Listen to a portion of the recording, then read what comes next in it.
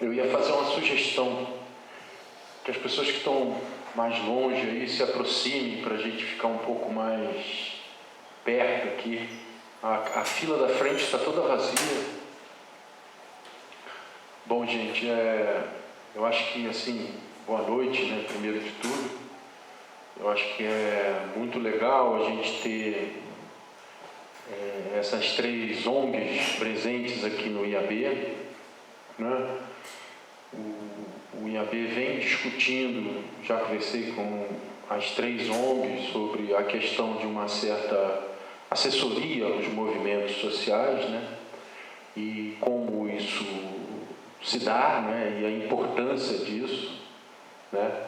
Nós temos uma agenda, né? O Brasil aprovou recentemente uma lei de assistência técnica, melhorias habitacionais nas favelas, que ainda é uma lei que não pegou, né? E que é muito importante, né, que nós tentemos construir a viabilização dessa história, né?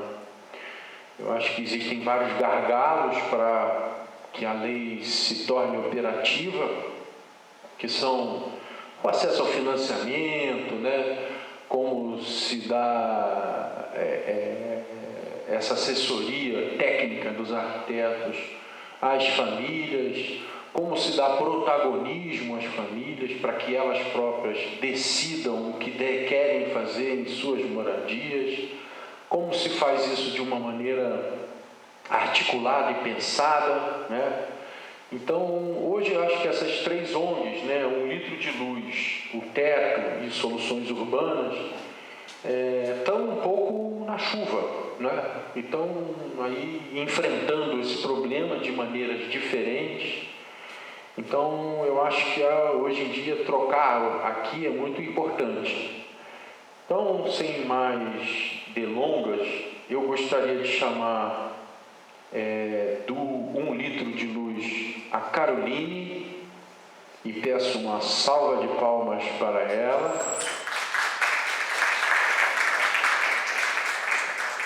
Do Teto, eu gostaria de chamar o Javier, peço também uma salva de palmas para ele. E do Soluções Urbanas, a Mariana Estevam. Peço também uma salva de palmas para ela.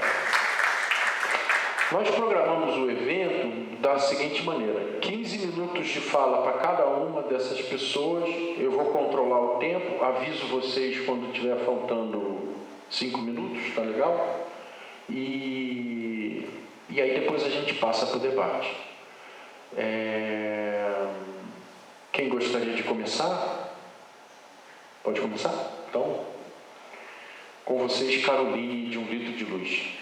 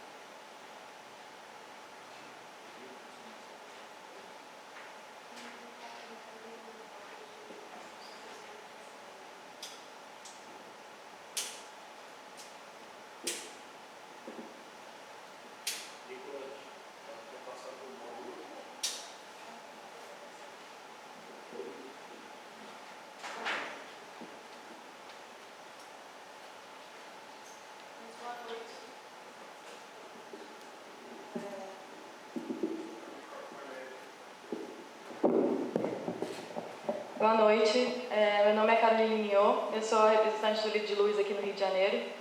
Vou falar um pouco para vocês hoje sobre o projeto de forma geral primeiro, mas vou enfatizar mais na ação dela no Brasil.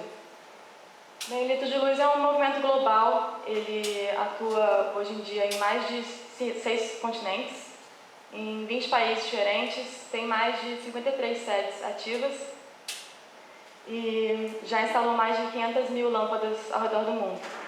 Esse projeto começou nas Filipinas, através do Ilac Dias, e hoje o Brasil está sendo o terceiro país na América Latina, depois da Colômbia e da Venezuela, a estar recebendo.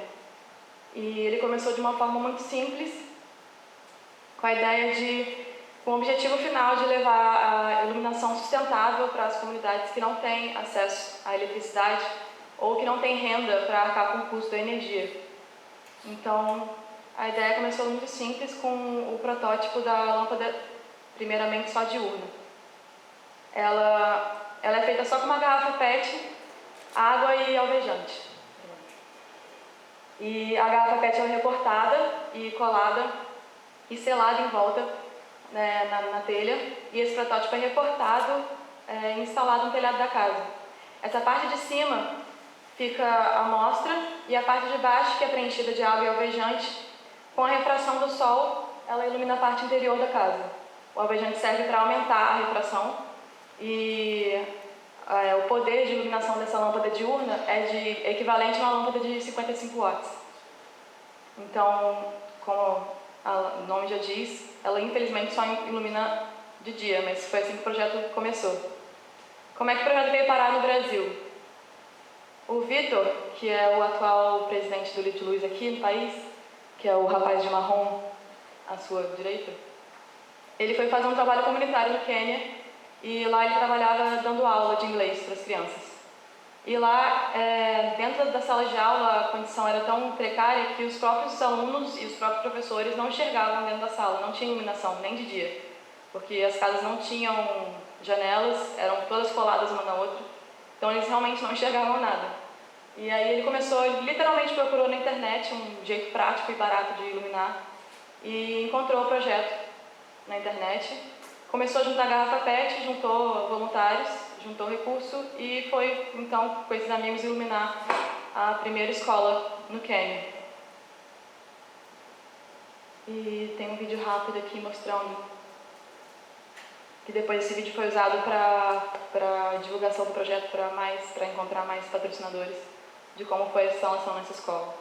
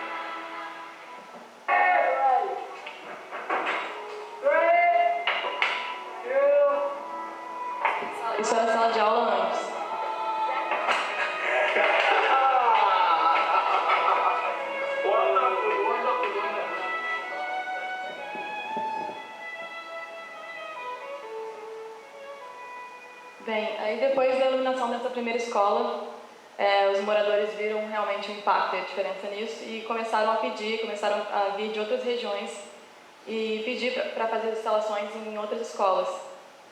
E antes, no espaço de 3 meses, antes de voltar para o Brasil, o Vitor e um grupo de amigos iluminaram mais de 8 escolas no Quênia antes de voltarem. Quando o Vitor voltou para o Brasil, ele quis trazer esse projeto para o país.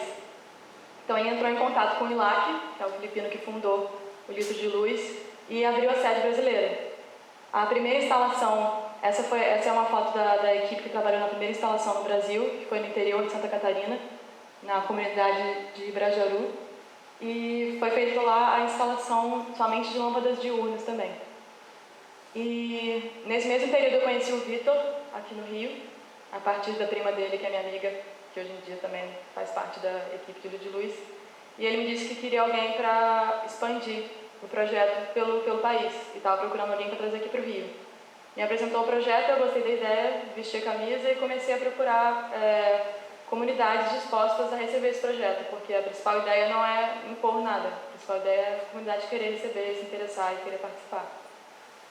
Então eu comecei a tentar entrar em contato com as comunidades e, como ia ser muito difícil fazer isso sozinha, foi aí que eu entrei em contato com o Teto, e que eles já atuam em várias comunidades aqui no Rio já há bastante tempo. Tem um projeto maravilhoso, e eu entrei em contato com eles e pedi ajuda com a abordagem à comunidade. E o Javier me passou o contato da equipe de Vila Beira-Mar, e eu fui lá, eles me apresentaram para a Associação de Moradores, e com essa confiança que eles já tinham com o Teto, que já trabalhava lá há 2 anos, eles me receberam super bem, apresentei o projeto 1 vez, 2 vezes, 3 vezes, até eles sentirem interesse. Só que a pergunta era sempre a mesma. Eles gostaram da ideia, mas não se interessaram muito porque, a pergunta era, e à noite? Né, ilumina de dia, mas e à noite? E daí a gente começou a desenvolver aqui no Brasil o modelo da lâmpada noturna. A lâmpada noturna ela é composta de 4 componentes simples, uma bateria, uma placa solar, um circuito simples e um conjunto de lâmpadas LED. E a placa solar ela também é fotossensível, então ela identifica quando está de dia, quando está à noite, e não deixa a lâmpada LED ser ativada durante o dia. Então, aqui na esquerda é a simulação, a lâmpada incandescente está simulando o sol na placa solar, que carrega a bateria de dia e não deixa a lâmpada LED ser ativada. E na direita é simulando a noite, como se tivesse a placa solar virada para baixo, simulando o escuro, e a lâmpada de LED acesa. Esse modelo foi acoplado no modelo que já existia, que era a lâmpada diurna, e foi criado um modelo completo. Ele continua com a água e com o alvejante, então continuava produzindo iluminação diurna, e à noite a placa solar acionava as lâmpadas de LED. E aí eu voltei na Vila Beira-Mar e falei, olha, agora a gente tem a lâmpada noturna, e eles se interessaram mais, mas muitas pessoas lá têm instalação elétrica ilegal, né, tem gatos. Então eles também não se interessaram, gostaram, já começaram a querer mais o projeto, mas não tanto. O que eles me falaram era que o que mais acontecia, na verdade, era onde eles tinham mais problema era com iluminação pública, não era com iluminação dentro de casa. Aqui é um exemplo de uma unidade noturna instalada numa casa, que também é feita da mesma forma que a diurna. E eu tive poucos moradores querendo instalar em casa. E eu comecei a ver que o problema era realmente lá a iluminação pública.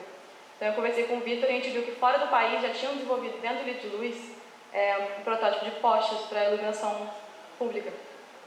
Esse é um exemplo dos postes instalados num campo de refugiados na Síria. Esses são os postes de dia e esses são os postes à noite. E eu voltei para a Vila Beira-Mar e falei, ok, então agora a gente tem iluminação pública para vocês. E daí eles gostaram da ideia, a gente já tinha todos os recursos e a gente começou a juntar voluntário. E foi aí que a gente começou a ação aqui no Rio de Janeiro. Nós juntamos em torno de 30 voluntários, a gente passou um fim de semana na comunidade da Vila Beira-Mar, a gente dormiu na escola e a gente fez o processo inteiro lá, desde cortar os canos, produzir os circuitos na mão, produzir os conjuntos de LED, conectar os 4 componentes, a placa solar com a bateria, com o circuito, com os LEDs, cortar os canos, cimentar os postes. E foi um fim de semana incrível. foi a primeira ação massiva do Grito de Luz, foi com a iluminação pública. Foram instalados em torno de 35 postes. Esse é uma foto do primeiro protótipo de poste instalado lá. A placa solar, que vocês podem ver, é bem maior, porque para a potência ser maior, e o número de lâmpadas de LED nela também é maior.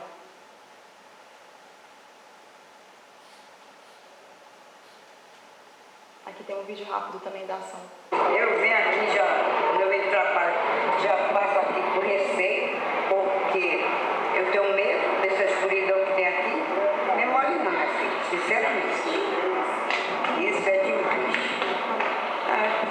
Confio em Jesus que ilumine o caminho de vocês, o coração de todos, para poder conseguir alguma coisa aqui. Essas luzes, né? Porque aqui é difícil.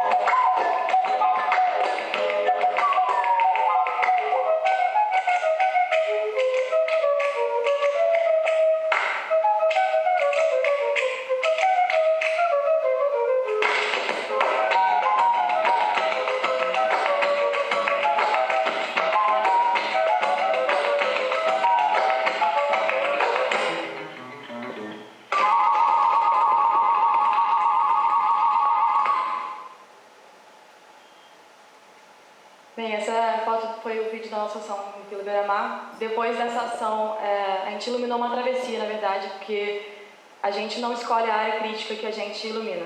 A gente pergunta para a comunidade, o mapeamento das ruas que a gente ilumina é feito junto com os moradores, e eles que dizem, olha, a parte mais crítica é aqui acontece mais violência, mais assalto. Então, essa foi uma área escolhida pelos próprios moradores, que é uma área de travessia entre a Washington Luiz e a entrada da comunidade.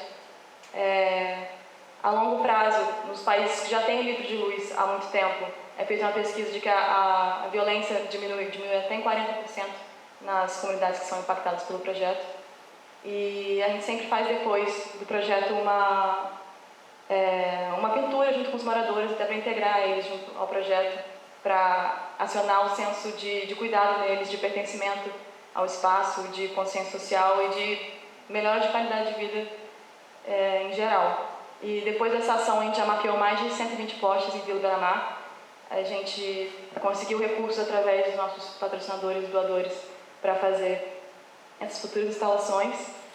E a gente vai trabalhar até com uma ação extra que vai acontecer no próximo mês, que a gente vai pintar o muro lateral de lá inteiro, vai fazer uma oficina de grafite.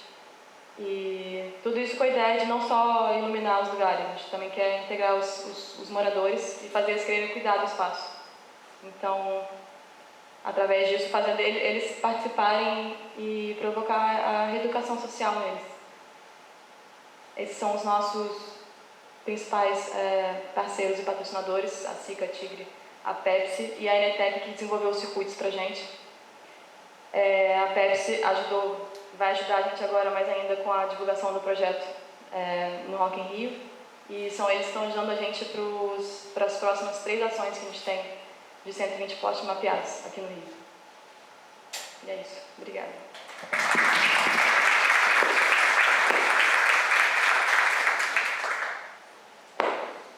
Obrigado, Caroline. Passo então a palavra para o Javier.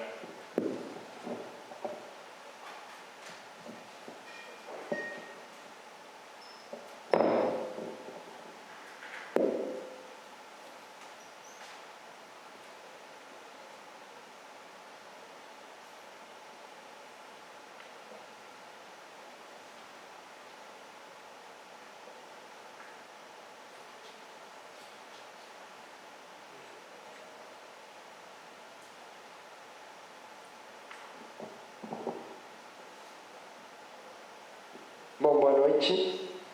Meu nome é Javier Abissab, sou diretor operativo aqui do Teto no Rio de Janeiro. Queria agradecer o convite do Pedro, da Cris.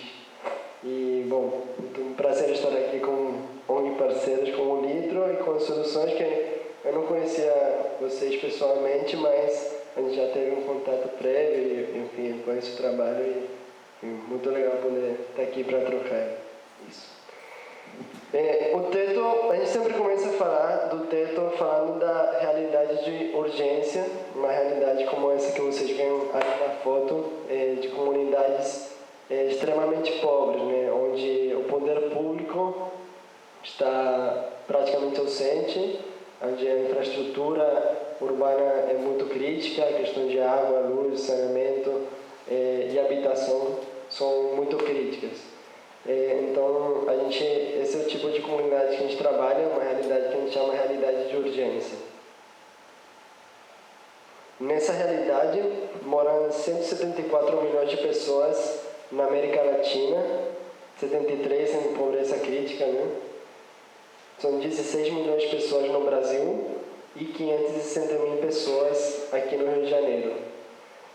Só rapidinho, essa foto de aqui no Brasil, na primeira comunidade que a gente começou a trabalhar, que é o Jardim Gramacho. E aqui é uma foto do Parque das Missões, da área da Colômbia, que é também uma das comunidades que a gente está trabalhando, do Pé de Caxias. Então, sobre esse contexto de extrema pobreza, de comunidades esquecidas pelo poder público, que o Teto nasce. Que o Teto nasce, ele se cria e ele vai se transformando. A gente se define como uma organização que está na América Latina e Caribe que procura justamente superar essa situação de extrema pobreza. E como a gente faz isso? A gente faz isso através do trabalho voluntário de jovens voluntários e moradores da comunidade. Então, sempre através da ação conjunta desses dois atores, pessoas da comunidade, pessoas e voluntários do Teto. A gente está em 22 países, começou no Chile, no 97, e foi se expandindo aos poucos muito em função das catástrofes naturais que aconteceram em países como El Salvador, como o Peru, e que o Teto possibilitava uma solução imediata de moradia para pessoas que sofreram nessas catástrofes. Mas aos poucos a gente foi percebendo que a gente conseguia fazer muito mais, a gente conseguia trabalhar muito mais por essas comunidades, e nosso modelo foi cada vez mais evoluindo e ele foi começar a ser também replicado em diferentes países. Tudo a partir de uma coordenação central no Chile. E por enquanto estamos em 64 escritórios na América Latina, são 4 aqui no Brasil, em São Paulo, Rio de Janeiro, Bahia e Paraná. Então, para conseguir esse objetivo que a gente sabe que é um objetivo muito enorme, né? Conseguir a superação da extrema pobreza, tem 3 objetivos estratégicos. O primeiro o eixo principal do trabalho é o fomento do desenvolvimento comunitário, que significa o trabalho junto com os moradores nas comunidades para cada vez mais melhorar a condição de vida deles e superar aos poucos a situação de extrema pobreza. O segundo objetivo é a promoção de conscienciação social, que a gente faz muito através do nosso voluntariado. Ou seja, a gente não quer só trabalhar a parte física, soluções tangíveis. A gente quer promover uma consciência de que a questão da extrema pobreza é uma questão que afeta todos nós, que todos nós fazemos parte desse contexto que prejudica a todos e que a gente pode tomar medidas para, enfim, de alguma forma, aos poucos ir solucionando essa problemática. Por último, o terceiro objetivo estratégico seria a incidência em políticas públicas. Então, a gente é uma organização que promove, de alguma forma, algumas ações, algumas iniciativas, algumas ideias originais, dentro das comunidades. Então, a gente quer que isso, de alguma forma, gere políticas públicas, de alguma forma também seja uma denúncia de uma realidade muito crítica que está precisando de ações como as nossas, como a do Litro, como as soluções urbanas, para que isso aconteça. Então, a gente sabe que o teto não é suficiente para realmente conseguir superar a situação de extrema pobreza como um todo, mas a gente vai cada vez mais incidir em políticas para que isso aconteça e aconteça enfim, no tamanho que a gente quer que aconteça e na profundidade que a gente quer que aconteça. Então, são esses três objetivos estratégicos da instituição. Ficou pequeno, mas é um modelo de trabalho que a gente tem nas comunidades. Assim. Enfim, não dá para ler, mas basicamente é um modelo que a gente replica de comunidade em comunidade, que garante também que nossa ação vai ser massiva e que ela vai ser contínua e de qualidade. Então, basicamente, a gente começa o trabalho pesquisando e conhecendo comunidades que tenham um perfil que eu citei no início. Então, comunidades esquecidas, comunidades em que o poder público praticamente não tem nenhuma ação, comunidades de uma situação habitacional muito crítica e infraestrutura muito crítica. Então, para a gente é um indicador muito forte a questão da habitação, né? O teto ele cresceu muito a partir da casa, mas ainda continua reforçando o projeto da moradia de emergência, porque a gente considera que a habitação, de fato, é um indicador muito forte de uma situação de vulnerabilidade extrema. Né? Então, se você é uma família que não tem onde morar, ou que está numa moradia que você não se sente seguro, que você não se sente seguro de deixar seu filho, que chove todo dia, que entra água, que entra esgoto, dificilmente você também vai se interessar em participar de outros projetos que para o desenvolvimento da comunidade. Né? Então, e isso também é para a gente um indicador de que a família se encontra em situação de extrema pobreza. Porque a pobreza para a gente é muito mais do que só a questão de renda, envolve também essas condições de vida. Né? Então, o teto procura trabalhar com as comunidades mais críticas no primeiro momento e com as famílias que estão numa situação mais crítica. Por isso, a questão da habitação é um indicador forte.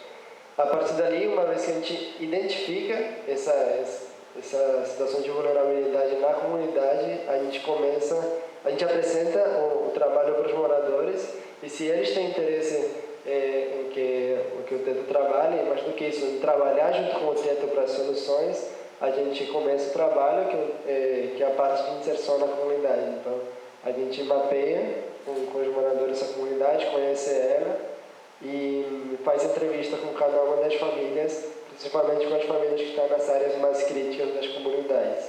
Então, uma vez conhecendo essa comunidade, aí sim a gente começa com os nossos projetos. Ainda aqui no Rio, o nosso principal projeto é a construção de moradias de emergência, ou seja, para o pessoal que mora em barraco de madeira, de lona, a gente constrói junto com eles moradias para melhorar as condições de vida. Mas também é possível a gente entrar numa comunidade e simplesmente trazer a demanda comunitária e começar outros projetos comunitários. Só que aqui, como eu falei, a gente procura sempre a ponta, né? Procura trabalhar com as famílias que estão nas piores condições para a gente, aos poucos, se nivelando e que essa situação seja superada. Então, isso, depois que a gente começa os projetos, a última etapa, que ali já no final, a gente tem a parte de soluções a longo prazo, que já se pode envolver o poder público e, enfim, parcerias a longo prazo com o poder público.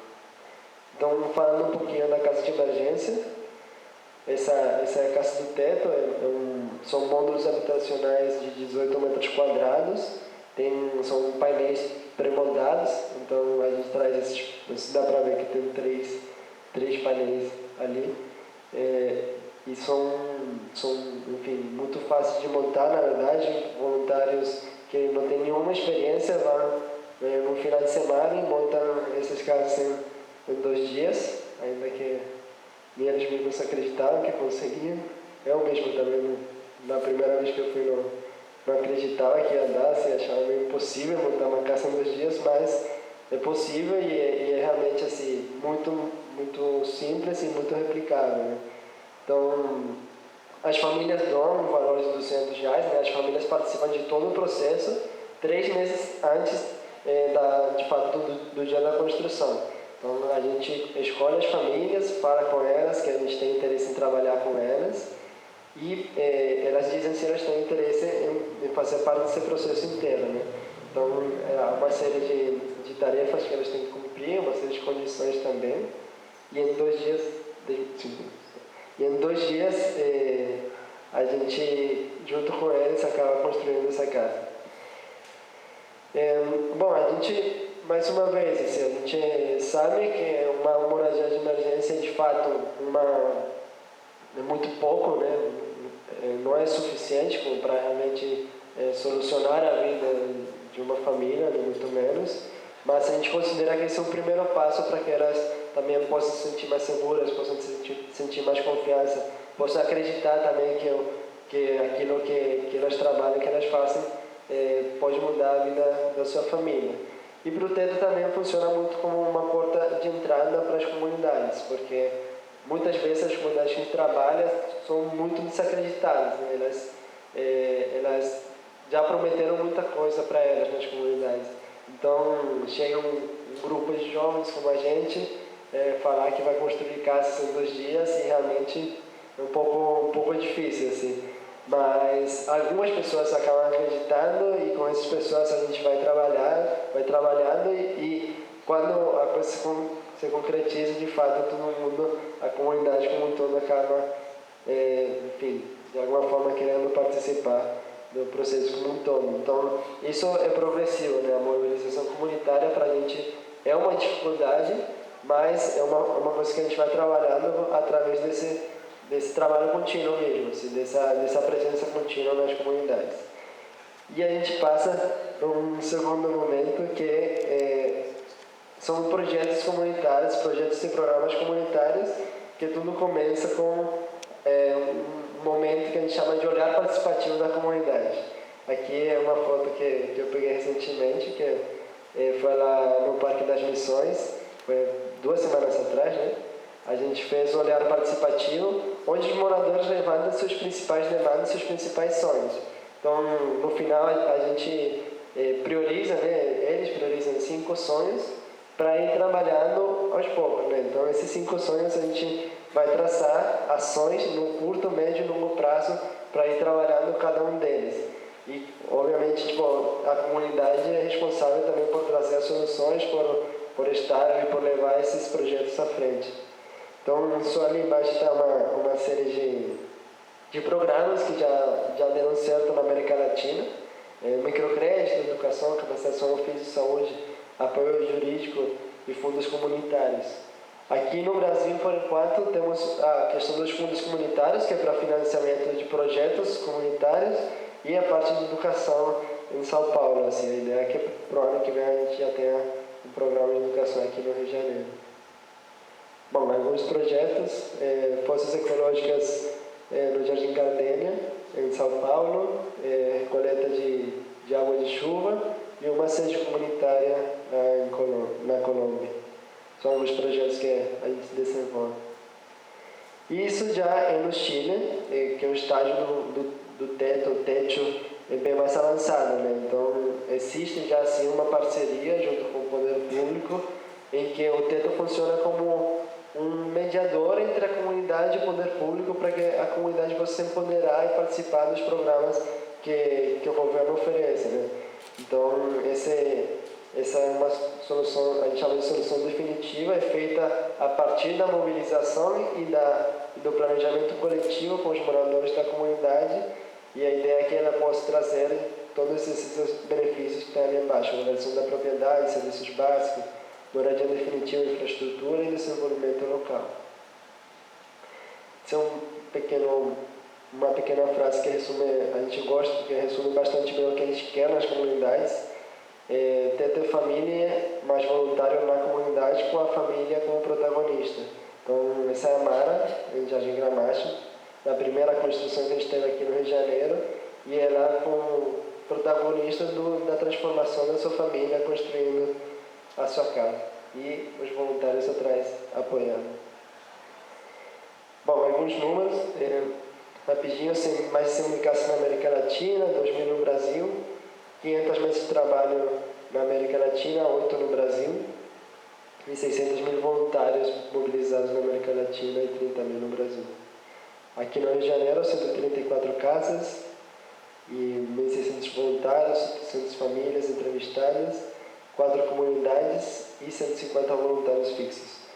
4 comunidades são, só para que vocês conheçam, o Jardim Gramacho, Vila Beira-Mar e Parque das Missões, do Duque de Caxias, e Seminho, Mesquita. E a nossa ideia é expandir o trabalho ao máximo. A ideia é ter pelo menos 9 comunidades até o final do ano que vem. E, bom, para vocês conhecerem alguns dos parceiros, das pessoas que financiam o trabalho, alguns deles são esses daqui. Alguns reconhecimentos nacionais. Semana passada saiu um prêmio que a gente está bem feliz, que é essa tecnologia social da superação da pobreza do Banco do Brasil, da Fundação Banco do Brasil, era para a casa de moradia de emergência. Mas semana passada saiu que a mesa de trabalho também ganhou esse reconhecimento. Então a gente está bastante feliz com esse reconhecimento aí. Isso, esse é o trabalho do Teto, que ficou à disposição ali para perguntas. Obrigado. Obrigado, Javier. Passo então para a Mariana. Soluções urbanas.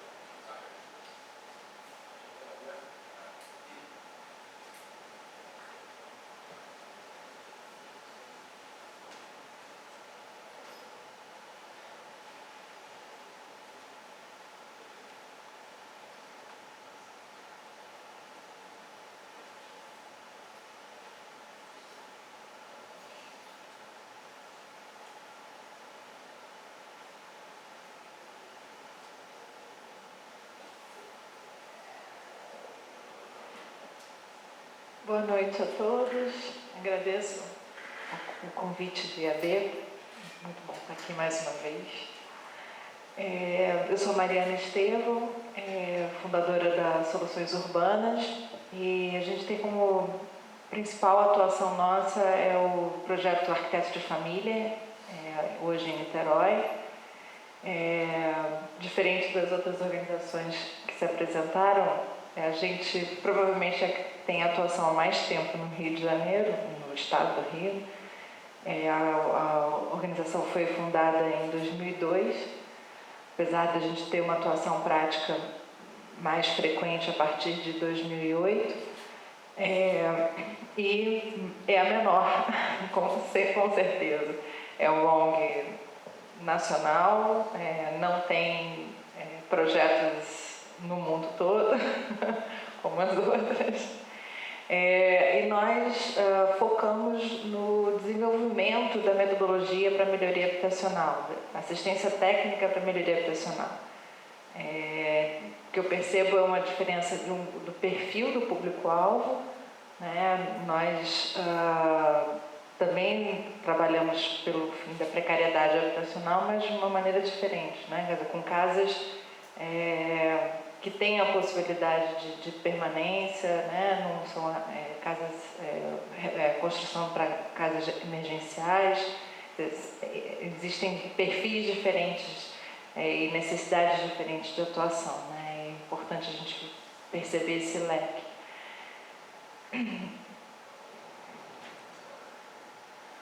Bom, o contexto é de 50% a 60% da produção habitacional no país como produção informal, em áreas de risco, de infraestrutura precária. Segundo o IBGE, 6% da população vive em assentamentos irregulares. E são é reconhecido o déficit qualitativo das moradias e o comprometimento na segurança e a saúde dos moradores. No entanto, as políticas públicas são hoje ainda muito direcionadas à urbanização de favelas e à produção de novas unidades. Então, a partir da urbanização das favelas, as casas que já estavam nesses locais, elas permanecem nas mesmas condições e sob responsabilidade da própria família em promover melhorias. E apesar da Lei de Assistência Técnica, 11.888, de 2008, existir, não foi nunca determinada uma fonte de recursos para que ela se viabilizasse. Então, até 2009, enquanto a gente ainda tinha uma possibilidade de trabalhar com editais para acessar recursos do FINIS para promover assistência técnica ou para melhoria ou para construção, depois do Minha Casa Minha Vida, esse dinheiro, esse recurso do FINIS acabou sendo todo direcionado para isso. Então, hoje a gente não tem nem essas fontes de recurso. Bom, falando um pouquinho mais sobre essa relação de saúde e ambiente, a gente hoje não consegue levantar muitos dados que comprovem essa relação. Nós tivemos até um apoio recentemente do Departamento de Saúde da Comunidade da UF, e eles buscaram algumas referências bibliográficas para poder embasar o nosso discurso e, surpreendentemente, não encontraram muita coisa no Brasil. Um dado que eu costumo falar, e que já é um único dado estatístico que eu tenho, é do Hospital de Traumatologia de São Paulo, que diz que 25% das internações por traumatismo craniano são causadas por queda da laje, por conta da extensão do uso da casa, da laje como área útil e pela simples falta de um elemento de segurança, de um guarda-corpo. Crianças e adultos sofrem acidentes, e esses são os dados só de quem sobrevive, de quem chega a ser internado. Nós não temos os dados dos óbitos. Um outro dado que é interessante, mas não é um dado que comprova a relação, mas que dá um indicativo dessa relação, é o fato de, na Rocinha, o índice de tuberculose é 70% mais alto do que a média nacional. Então, é um outro dado importante que mostra essa relação da saúde e ambiente e a melhoria habitacional como uma forma de atuar no combate como um problema de saúde pública. E também as questões ambientais. Quer dizer, quando a gente trabalha uma reforma de uma casa na intenção de promover um melhor conforto térmico, a iluminação natural, a ventilação natural, a gente com isso também está reduzindo o consumo de energia, o desperdício de recursos naturais, a melhoria das instalações hidráulicas da mesma forma, de esgoto, enfim. Mas a gente tem como foco a saúde, o meio ambiente vem como uma consequência. O que a gente percebe é que tanto a precariedade como a melhoria, ele tem impacto em diferentes escalas, né? Na escala do indivíduo, da família, no território, na cidade. Não vou me prolongar muito para a gente abrir espaço para o debate. O objetivo, então, do projeto Arquitetos de Família é promover obras de melhorias habitacionais por meio da assistência técnica como forma de promover a saúde e qualificar o processo de autoconstrução.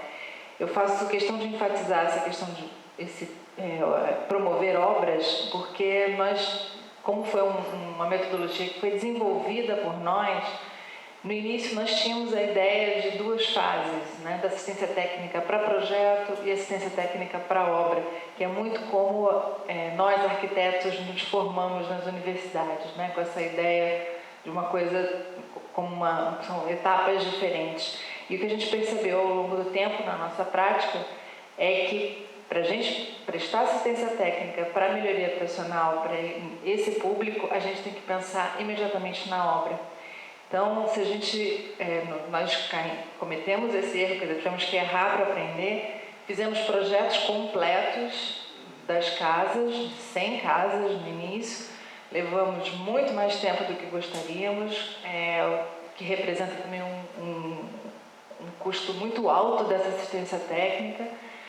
Quando finalmente retornamos às casas para apresentar os projetos para as famílias, as demandas já eram outras, né? Fora que na hora de começar a pensar no planejamento daquelas obras, a gente chegava à conclusão de que essas obras levariam muito tempo para serem executadas. Então a gente começou a reformular toda a metodologia e então hoje a gente pensa num diagnóstico completo da casa e os projetos por intervenções pontuais para corrigir patologias construtivas específicas. E aí, no momento em que é decidido, junto com a família, qual é a prioridade de intervenção, a gente faz o projeto executivo, definição de especificação de materiais e elaboração de um orçamento. E aí a gente ataca qual vai ser a forma de acesso a recursos para viabilizar aquela obra pontual. Então, hoje em dia, essa é a nossa forma de envolver a família e aí, com isso, a gente percebe que a gente consegue um outro objetivo nosso, que é ampliar a visão e a consciência da família na relação saúde-ambiente e contribuir para o aumento dos aspectos positivos do referencial de casa na formação de adultos do futuro. Quer dizer, né, envolver a família nesse processo de fazer a reforma aos poucos, gradualmente, né? Considerando esse processo de construção evolutiva, né, que já é uma prática nas comunidades, e a gente dessa forma consegue sim um maior envolvimento, um maior controle da família em todo o processo. Só para mostrar, essa foto mostra uma casa antes e depois. Foi uma reforma feita por uma moradora, com contratação de mão de obra e autoconstrução. Ela acessou recursos da feira de trocas, que é uma das nossas estratégias de acesso a recursos. E ainda uso recursos próprios para complementar. Então, alguns dos nossos desafios na construção da metodologia, a gente sempre teve como princípio a contribuição para a construção de política pública, né? Então, outro desafio era identificar meios de acesso a recursos, redução dos custos da assistência técnica, sempre pensando em modelos de sustentabilidade, né? Inovação nas soluções e processos construtivos, garantir uma mão de obra de qualidade, atender diferentes perfis socioeconômicos, entendendo que existe uma pluralidade de perfis, né? No território não dá para a gente pensar que todas as famílias são iguais e têm o mesmo comportamento. Promover o envolvimento da família e construir indicadores de habitabilidade associados à saúde. A nossa metodologia, ela basicamente em 3 fases, a fase de entrada no território, pesquisa e diagnóstico individual, com resultados também de território, mas a gente tem dados de cada casa.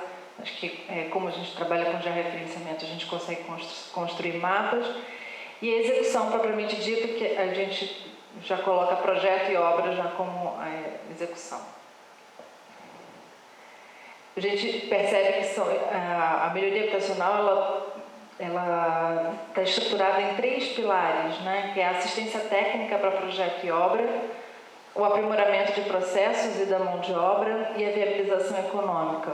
E aí, com base nisso, a partir disso, nós passamos por diferentes estratégias, diferentes fases, tivemos diferentes experiências interessantes em paralelo, menos isso, de formação, né, de profissionais, qualificação de mão de obra, e tivemos alguns avanços, né, experimentação de soluções construtivas, o aperfeiçoamento de instrumentos de sensibilização e diagnóstico, adoção de diferentes regimes de gestão e também a estruturação de diferentes sistemas de acesso aos recursos, né, seja ainda a feira de trocas ou o microcrédito. Essa daí é uma outra foto de antes e depois, mostra a reforma completa de 2 casas.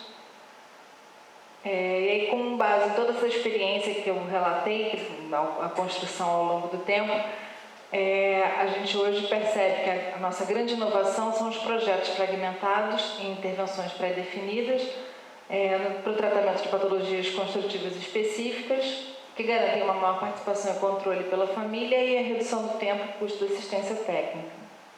Hoje nós mapeamos as patologias recorrentes e o tipo de intervenção para a correção de cada uma delas, definimos alguns detalhes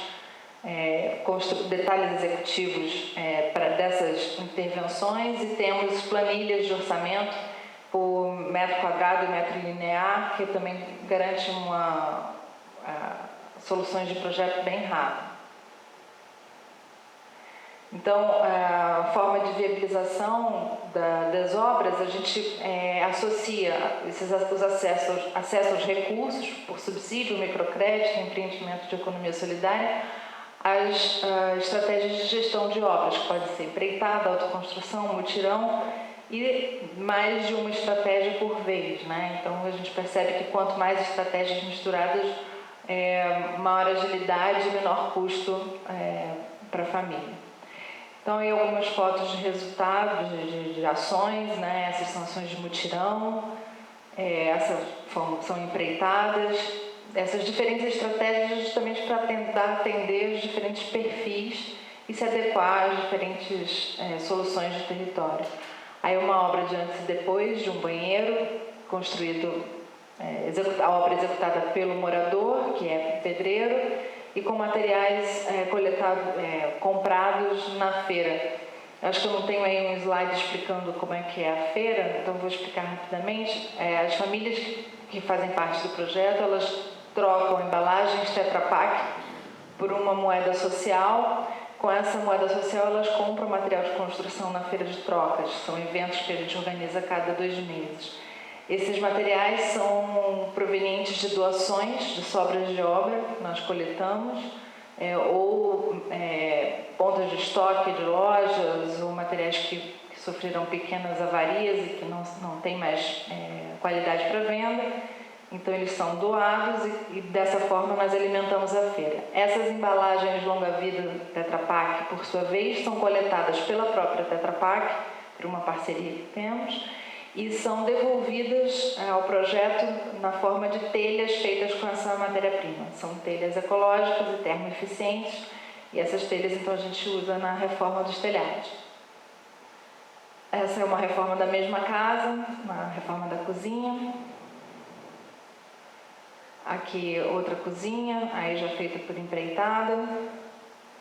Aqui é uma reforma completa, que hoje em dia nós evitamos fazer reforma completa, mas esse foi um caso especial de uma senhora numa situação de vulnerabilidade social extrema e captamos recursos por crowdfunding.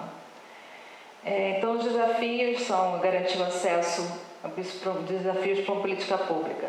Acesso à assistência técnica, as fontes de recurso, linhas de financiamento, construção de indicadores, a formação de mão de obras, a articulação com o setor privado. Para modelos autogestionários, a gente percebe que o ideal seriam uma estratégia semelhante à estratégia de saúde da família, né? E com formação de núcleos locais, né? De prestação de assistência técnica, que pudessem dar acesso ao crédito, e de construtores locais para atender as famílias. Aqui é um pouco do que é o papel do arquiteto na assistência técnica, né? Deixando claro que a nossa assistência técnica não é dada só por arquitetos, apesar do nome. A atuação com os profissionais de serviço social é sempre fundamental, e temos a consultoria de engenheiros também. Hoje temos na equipe também geógrafos, estudantes de geografia. Então, são visitas domiciliares, projetos, acompanhamento das obras. Temos uma série de instrumentos de sensibilização e diagnóstico das casas. A gente desenvolveu uma série de ferramentas que podem ser replicadas, bem interessantes. Vou deixar isso para outra hora. Aqui alguns dos nossos parceiros. E muito obrigada.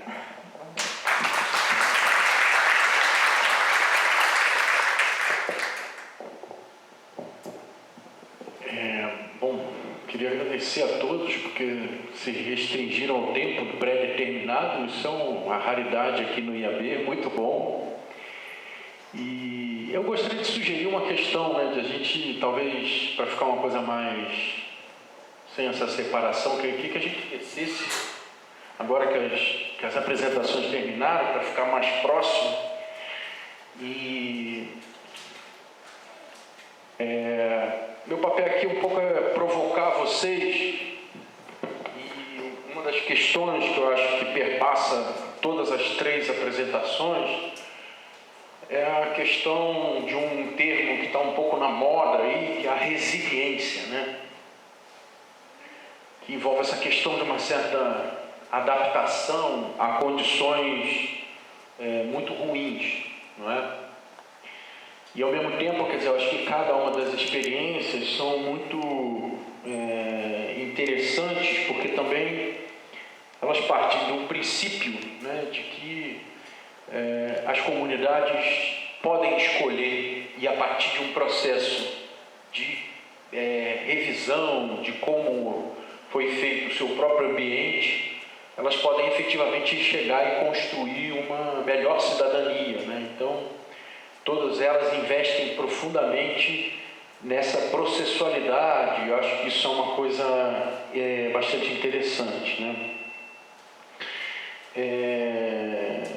Enfim, eu acho que eu tenho milhões de questões para fazer. Eu acho que, por exemplo, uma das questões que me, assim, bastante, eu fico pensando é como é a automanutenção de vocês próprios, né? Como prover fundos para continuar fazendo esse trabalho, né? E quais as estratégias para isso. A própria Mariana me falou hoje, né, que está aqui ansiosa porque ela está participando de um edital aí. Imagino que ela está ansiosa para entregar esse projeto, para conseguir captar, né?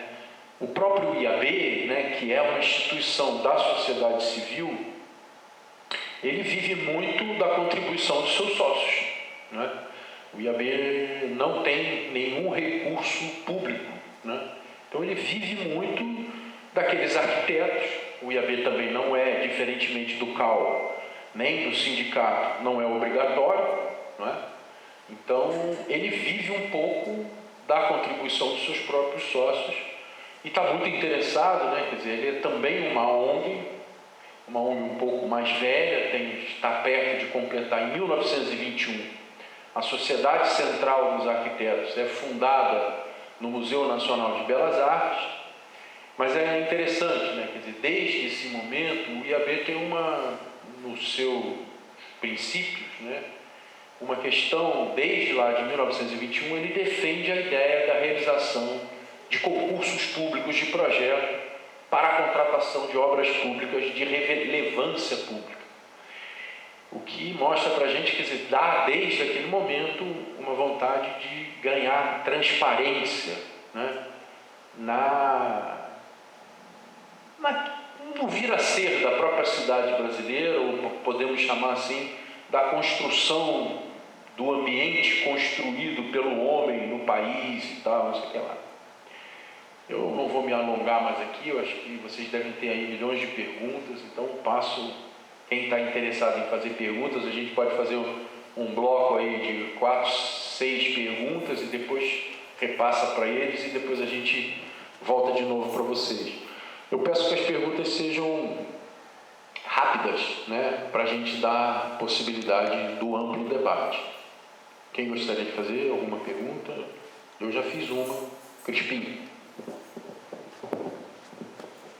Boa noite, sou Cláudio Crispim, arquiteto, e como o Pedro já falou, e eu queria perguntar também, como que vocês veem essas novas formas de financiamento, que Soluções Urbanas, por exemplo, falou de crowdfunding, e não sei como é que funciona para o teatro e para o Letra de Luz isso, acho que talvez seja um pouco diferente, mas como que essas instituições são abordadas pelas empresas parceiras? E como que é esse tipo de relacionamento? E também uma segunda etapa que o Pedro também tocou é como você conseguir se manter transparente nos dias de hoje, em que a gente vê tanta sujeira nessas relações financeiras e relações institucionais. Não sei se tem alguém especificamente que queira responder, mas... Alguém mais quer fazer alguma pergunta? Eu peço que as pessoas também se apresentem. Meu nome é Luiz Carlos, sou economista e eu vim a convite do Nicolas, Zé Nicolas. Fiquei muito feliz com as apresentações de vocês, gostei muito, me emocionei inclusive. E eu também tenho a mesma dúvida que ele levantou na questão de manutenção. A questão, eu vi, por exemplo, o projeto do Filtros de Luz, você tem um parceiro forte que é a Pepsi, né, no projeto. Aí eu queria entender como é que é essa parceria da Pepsi no projeto e outras. Eu visualizei mais a Pepsi, que você botou o logo dela. O Teto, né? Projeto Teto. Tem o BID lá, eu vi que tem um símbolo do Banco Interamericano de Desenvolvimento. Então tem uma instituição poderosa que está por trás desse projeto. Eu queria entender como é que essa instituição está dando aporte de recursos. E as soluções urbanas, eu vi que tem a empresa que eu trabalhei durante 38 anos, que é a FINEP, e eu fiquei feliz que também tem Banco do Brasil, né? E eu queria também entender se foi projeto que se apresentou na empresa, se provavelmente sem reembolso, né? Não reembolsável e tal. E o Banco do Brasil, se é uma parceria, se eles fizeram um tipo de financiamento também, assim, tá? Eu digo isso aí. Obrigado. Boa noite, meu nome é Marco, sou estudante de Economia e eu queria saber como, nas soluções urbanas, como se dá o acesso ao microcrédito, que isso me chama a atenção, enfim.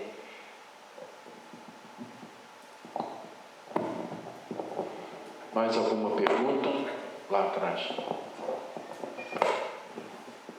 Boa noite, João Maró, arquiteto também, e queria saber das soluções urbanas como é que funciona a feira.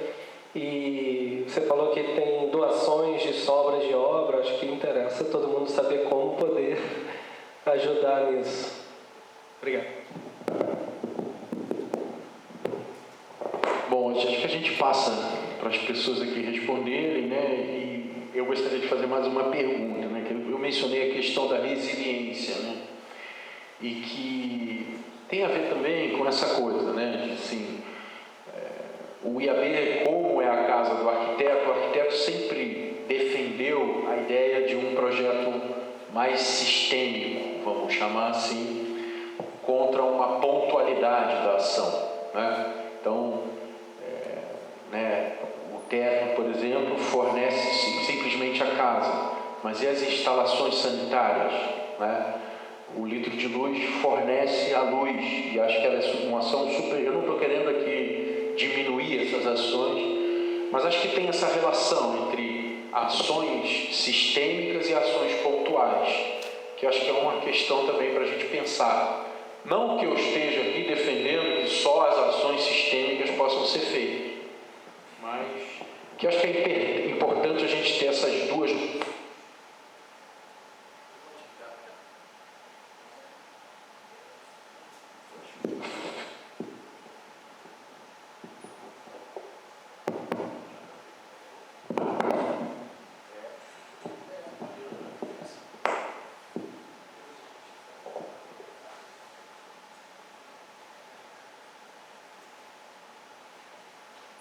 Bom, a Soluções Urbanas, ela, desde 2008 para 2009, ela conta com um parceiro fundamental, que é o Instituto Vital Brasil. O presidente do Instituto, quando tomou posse, ele já conhecia o projeto Arquiteto de Família, ele participou virtualmente da estruturação da organização.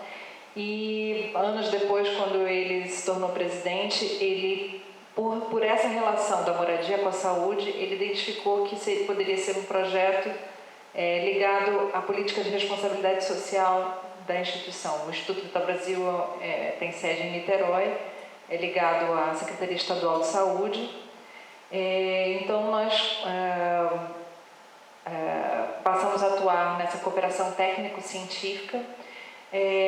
Na ocasião eu também captei recursos, foi quando eu captei recursos do FINIS, por um edital do ITERJ, e então foram essas duas primeiras fontes de recursos, mas definitivamente sem o apoio do Instituto Vital Brasil não teria se viabilizado, porque só os recursos do FINIS não eram suficientes para elaboração de projetos, de 100 projetos, individuais, que é diferente de você fazer uma assistência técnica para a construção de novas unidades, porque você tem unidades padronizadas, pode fazer 1, 2, 3 modelos, mas fazer 100 individuais foi bastante puxado. Então tivemos que ser bastante criativos e definitivamente sem o apoio do Instituto isso não teria acontecido. E é muito difícil, muito raro a gente ter um tipo de apoio que a gente teve no Brasil, é muito raro a gente ter esse tipo de apoio, No caso era uma instituição pública, mas é muito difícil captar também na iniciativa privada. Hoje a gente vem buscando, inclusive, empresas que estão na mesma cadeia de valor, mas ainda assim é complicado. A gente tem sempre que buscar propostas que sejam comercialmente interessantes para as empresas também. A ideia de doação, de se utilizar do marketing social, isso não tem convencido os empresários no Brasil. E a gente também não tem apoios como leis de incentivo, como a Lei Rouanet. Eu acho que isso era uma coisa que as ONGs, as organizações poderiam também se mobilizar nesse sentido, de existir projetos como os projetos de incentivo cultural, existem também projetos sociais e projetos ambientais. Na verdade, há um tempo atrás, lá eu estive em Brasília, a gente vai batendo em todas as portas para buscar, ver onde é que a gente consegue encontrar o ouro. E lá me informaram que há um tempo atrás foi feito um projeto de lei para projetos ambientais, no caso eram só projetos ambientais, para ter fontes de incentivo como a Lei Rouanet. E aí alguém piscou, já estava tudo encaminhado, fonte de recurso, tudo definido para isso, alguém piscou e a lei, o dia da votação não aconteceu, eu não sei, ninguém sabia me explicar, mas assim, por um vacilo, a lei não foi nem votada, ou foi votada e não tinha quórum, enfim, se perdeu.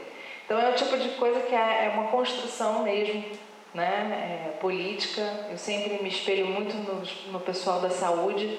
O pessoal da saúde tem uma experiência de construção política muito, muito interessante.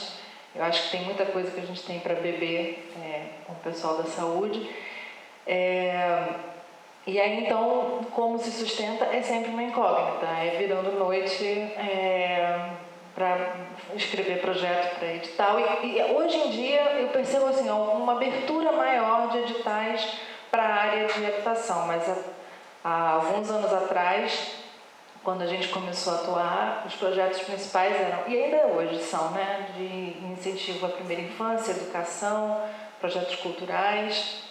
Hoje em dia, os projetos de intervenção no território, de intervenção no território estão com mais visibilidade, tanto que nesse ano, duas organizações que atuam com a melhoria habitacional, a Soluções Urbanas e o Vivenda, que é um negócio social, as duas receberam apoio da Brazil Foundation.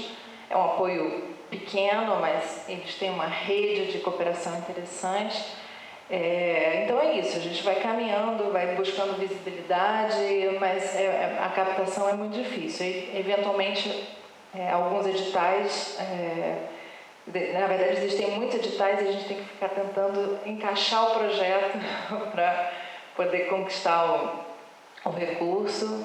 Hoje, como a gente tem uma atuação bastante vasta, a gente consegue fragmentar as iniciativas e transformar em pequenos projetos que se complementam num todo, e assim a gente vai batalhando.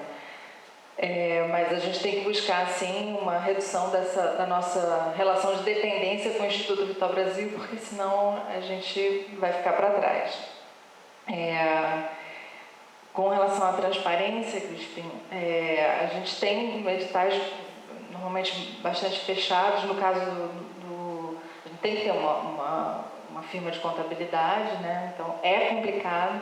O mais complicado é você trabalhar com a informalidade tendo que ser formal, quer dizer, como gerar riquezas, né? Mas como levar os recursos para dentro da comunidade, contratando a quentinha da Dona Maria, se você não tem nota fiscal, enfim.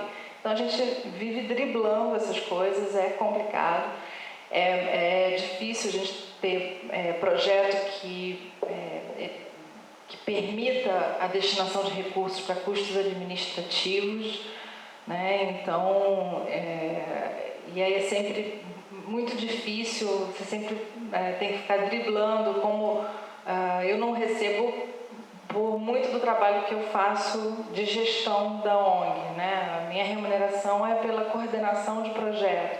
Então, todo esse trabalho de captação, de gestão, de assembleia, de organização de sócios, enfim, não tem como custear isso, né?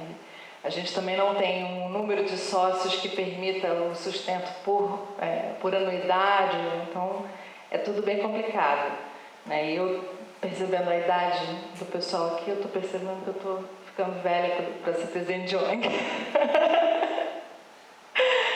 Bom, com relação à FINEP e Banco do Brasil, a gente faz parte de uma cooperação de pesquisa da FINEP desde 2011, que envolve 8 instituições nacionais de pesquisa. Então, por isso há o logo da FINEP.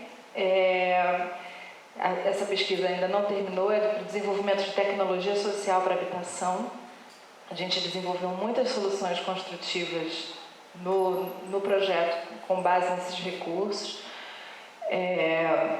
E foi um ganho muito grande para o nosso trabalho ter essa aproximação com a academia, essa convivência, e também eu acho que para muitos dos institutos, dos grupos de pesquisa, também foi bem interessante ter essa aproximação com a ONG, né? A gente dava materialidade ao que eles desenvolviam muito em ambientes fechados, em laboratório.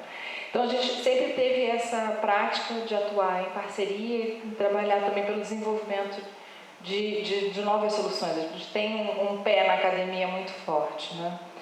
E do Banco do Brasil, outra questão que nós fomos premiados pela FINEP em 2013 no prêmio de inovação, e aí recebemos o prêmio de melhor tecnologia social na fase regional.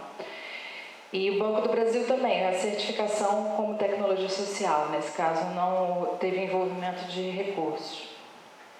Acesso ao microcrédito. A gente criou um fundo próprio a partir do apoio de uma organização americana. Nós tivemos também fizemos um convênio, fomos selecionados, também um projeto selecionado para uso de recursos do Departamento de Estado do governo americano. O projeto era de criação de núcleos habitacionais inclusivos e sustentáveis. Então, na verdade, a gente encaixou algumas práticas do arquiteto de família nesse projeto e com isso conseguimos viabilizar a estrutura para melhorar a feira, né? Compramos o carro, conseguimos alugar container para guarda de material, para armazenamento de material, criamos esse fundo para microcrédito.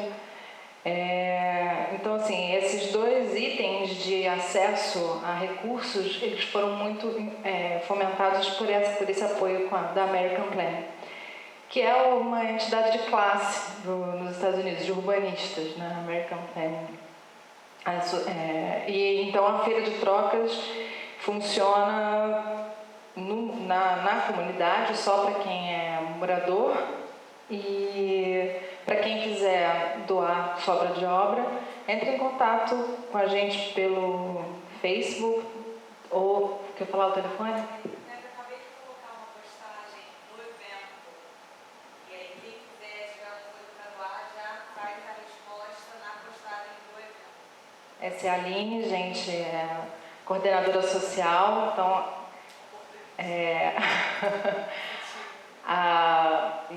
Só para reforçar, a dobradinha arquiteto assistente social para prestar assistência técnica é fundamental, tá? Então a Aline já deu aí as informações no evento, nesse evento, né, Aline? Mas qualquer coisa também entre em contato com a gente pela nossa página do Facebook, é mais seguro. E a sua pergunta em relação a programas sistêmicos,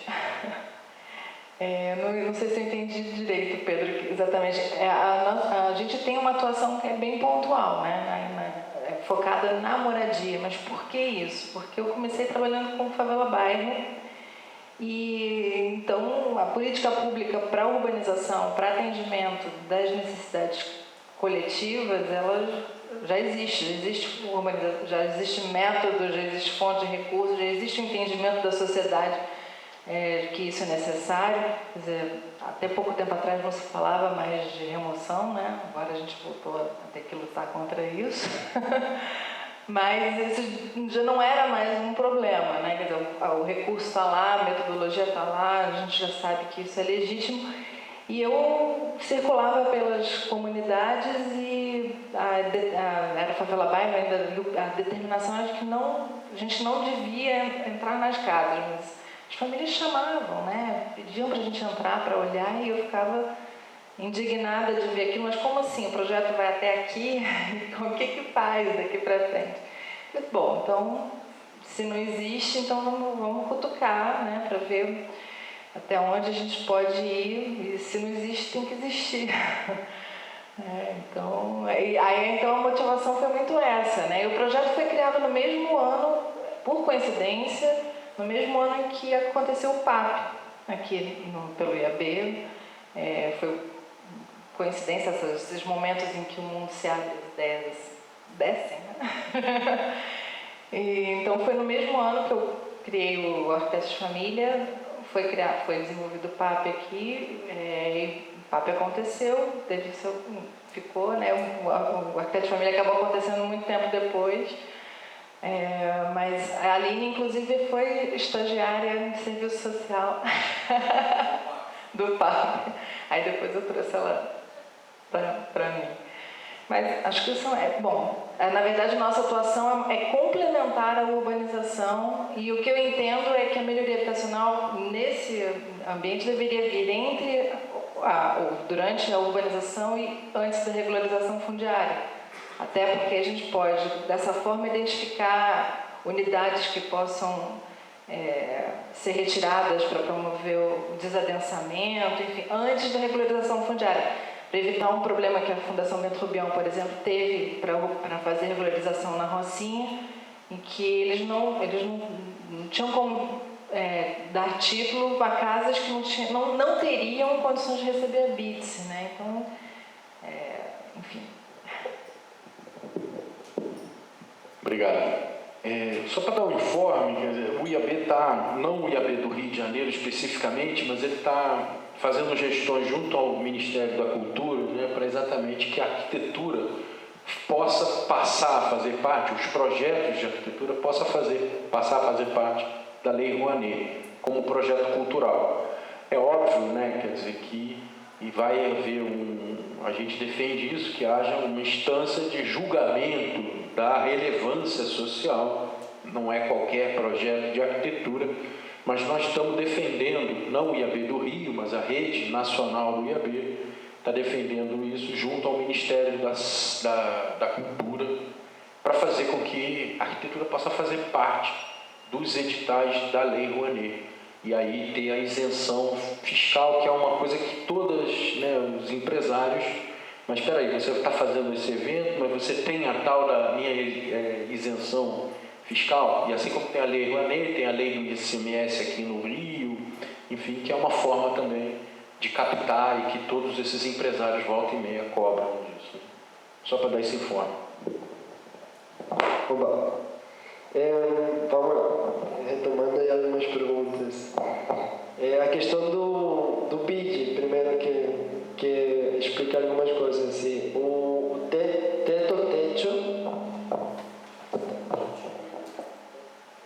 Alô? Tá. Mas tá dando.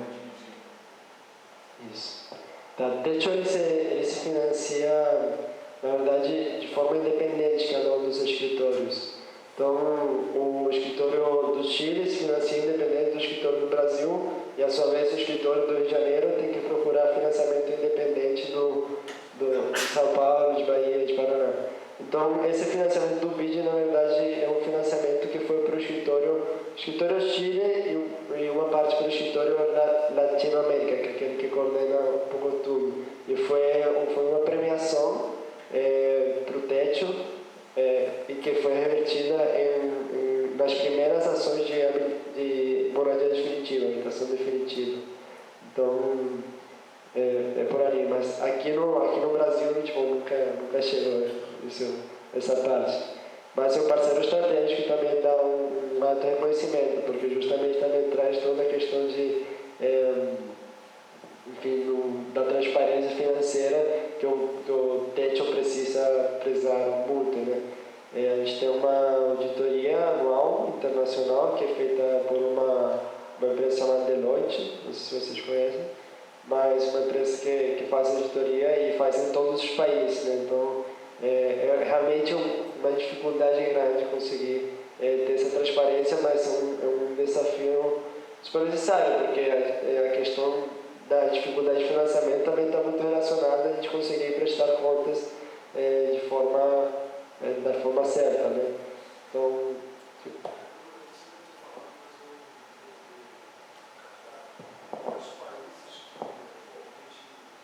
a atuação social é em 19 países, mas tem mais 3 países que são países que procuram financiamento e procuram comunicação, que é os Estados Unidos, Reino Unido e Alemanha. Então tem escritório também lá, mas só para captação de recursos e para comunicação. Tá. Então, bom, a questão do financiamento, acho que para todas as ONGs é um dos principais desafios, né? Não basta um desafio social, a gente tem que ter um desafio de conseguir se financiar e financiar esse trabalho em campo, né? Então, acho que todas, de alguma forma, concordam que tem que ser o mais diverso possível. Assim, tipo, a gente tem que procurar financiamento do setor corporativo, de digitais, tem que procurar crowdfunding, tem que procurar e também se espalhar onde a ONG tem credibilidade. Então, o teto, ele especificamente se espalha muito no voluntariado. Esse voluntariado pode variar muito. Então, a gente tem a versão de voluntariado corporativo, que de alguma forma a empresa se envolve através dos seus voluntários, eles podem construir, podem fazer parte de um projeto comunitário e financiam o valor de uma casa, algumas casas, o valor do projeto comunitário. Mas também a gente tem voluntários que fazem parte do nosso corpo de voluntários fixos, que eles se juntam e decidem financiar o valor de uma casa também. Enfim, gente se respalda muito em função também do nosso voluntariado. Especificamente o Rio de Janeiro tem, enfim, tem um que tem dificuldade de financiamento e, por exemplo, agora a gente está planejando uma construção de 35 casas para dezembro. Desses 35, em torno de 20 vão ser financiados por grupos de voluntários que querem se juntar para financiar e fazer parte dessa transformação que faz na vida de uma família, mas também de quem participa do processo todo. Em relação às perguntas do Pedro, bom, a gente tem a atividade pontual, que é a construção, mas na verdade a base do nosso trabalho são equipes fixas de comunidade, que inclusive temos alguns voluntários aqui que fazem parte dessas equipes fixas, que é uma ação contínua. Todo final de semana eles estão em campo para justamente sentar com os moradores, conhecer mais a comunidade, para promover outros projetos comunitários. E tanto chega na comunidade basicamente com a ideia de permanecer de forma fixa até que a comunidade de alguma forma fortaleça suas principais capacidades. Então, quando a comunidade se sentir capaz de continuar com projetos, de se sentir preparada para articulação com o poder público, a gente esse é o momento que eu tento dizer, bom, então vamos vocês em frente, que a gente vai procurar outras comunidades, outras famílias que estejam talvez precisando mais do trabalho que a gente está fazendo. Então, é um processo demorado, né? Um processo longo, mas enfim, a gente está disposto a trabalhar passo a passo para que isso aconteça. E acho que também isso traz um pouquinho da resiliência. A gente acredita que, enfim, por algum lugar a gente tem que começar e se não somos nós, sociedade civil, quem será, sabe? Porque realmente as comunidades que a gente trabalha são esquecidas faz décadas, então a gente vamos trabalhar para de alguma forma solucionar ou ajudar na solução, apoiar na solução das questões de emergência dessas comunidades e vamos a partir daí construindo cada vez mais uma ação sistêmica que realmente possa dar a solução definitiva que as comunidades merecem.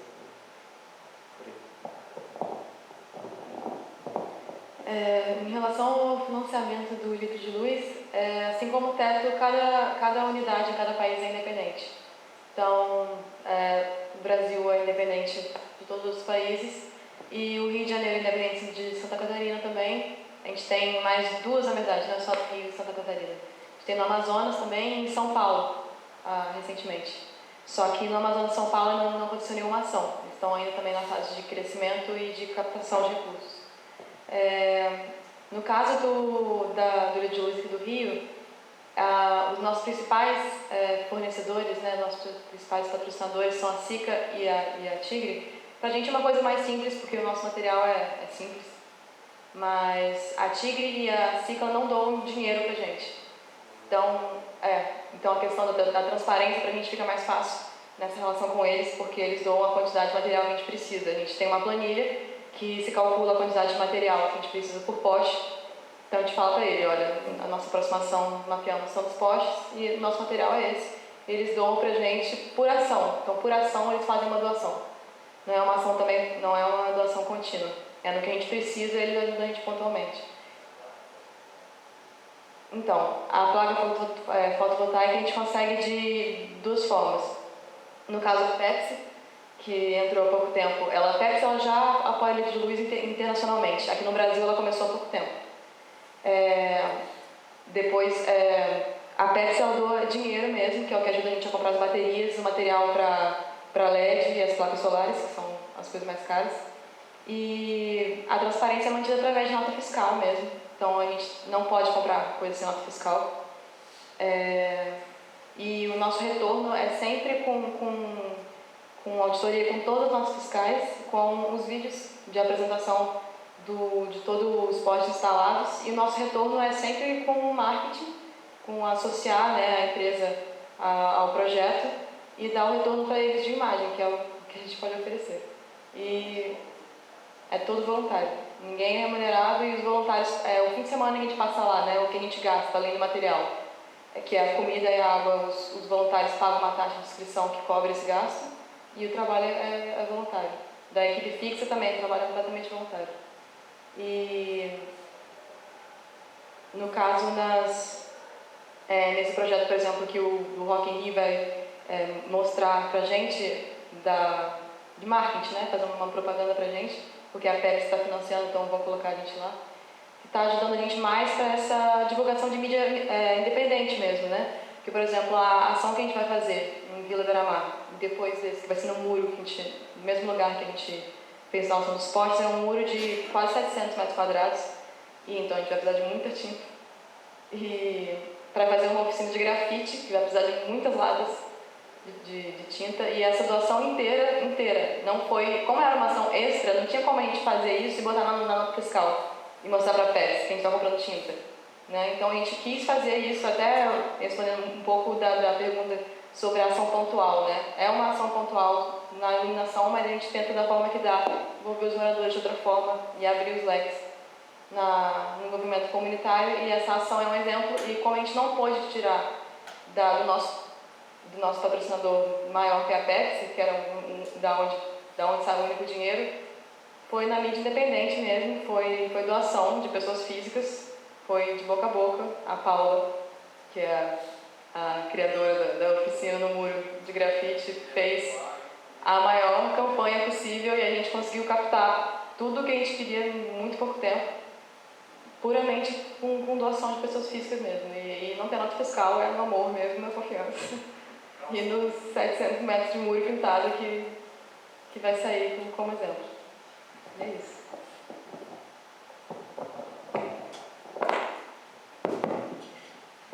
Então, tá bom, obrigado.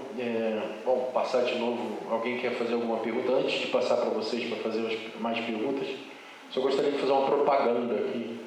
Amanhã nós vamos ter um encontro aqui nesse mesmo auditório com o pessoal que está vindo da Argentina. Tem um deputado federal, tem uma arquiteta, e que está muito... na cidade de Buenos Aires não tinha essa ocorrência de favelas, quer dizer, era muito menor do que no Brasil, e agora já tem também muita favela em Buenos Aires, e eles estão vindo exatamente discutir essa questão aqui. Então amanhã, terça-feira, às 6 horas, vai ter também uma mesa com essa aqui para discutir a política habitacional na Argentina, né? O Nicolas também está me chamando outra propaganda que eu tenho que fazer. Existe uma festa tradicional no IAB que se realiza em dezembro, a gente já está com um dia marcado, que é 11 de dezembro, e que é uma premiação tradicional, uma festa tradicional dos arquitetos, e que esse ano a gente está instando aos arquitetos a apresentar projetos próximos, que tem a ver com a Baía de Guanabara, né? Um pouco usando o tema da Bahia como um elemento central na cidade metropolitana do Rio, que exatamente ajude ela, né, a despoluição e uma preocupação ambiental, a reequilibrar, vamos dizer assim, espacialmente, essa imensa metrópole do Rio, que é essa cidade de 12 milhões de habitantes, que envolve todos esses municípios que estão no entorno. Além disso, a premiação vai ter uma categoria nova também, que é a fotografia de arquitetura. Então, quem tiver interessado, inscreva os seus projetos. O edital está no site do IAB, né? O Nicolas já está lançado. E podem ser projetos teóricos e podem ser projetos também desenhados. Enfim, quem tem mais alguma pergunta?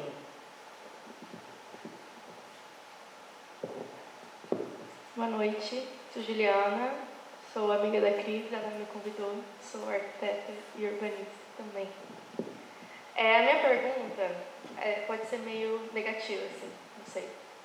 Mas eu queria saber se vocês na comunidade sofrem algum tipo de resistência, algum tipo de vandalismo, sabe? Se existe algum grupo que seja contra essa evolução desse espaço, e se isso acontece, se existe uma política de preparar as pessoas que estão apoiando esse projeto, de não desistirem, sabe?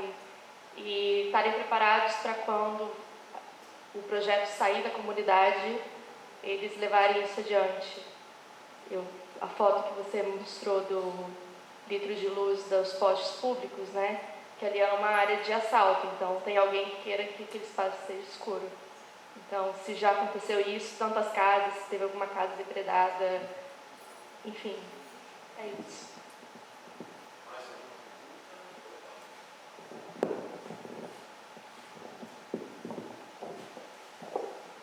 Oi, boa noite, eu sou a Paula, estudante de arquitetura. Eu queria saber, fiquei curiosa a respeito do projeto no Chile, que você falou do outro estágio que chega a adaptações permanentes. Queria saber como é essa transição, como é que foi esse novo estágio.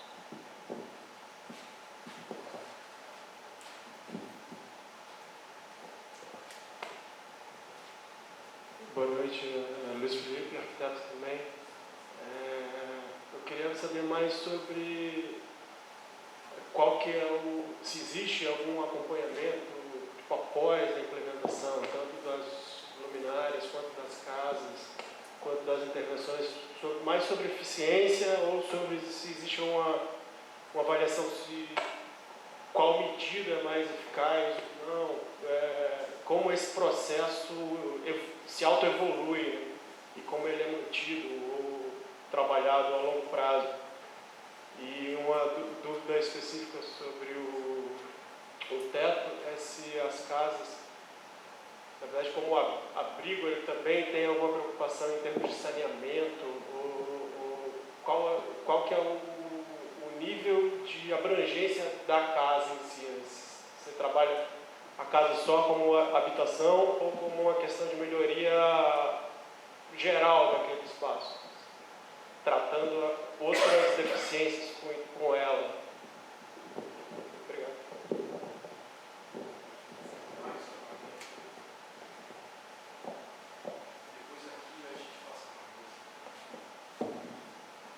Meu nome é Luiz Valentim, sou engenheira ambiental, sou voluntária da ONG Riso, que também tem atuação em Jardim Gramacho, em outras localidades também aqui no Rio de Janeiro.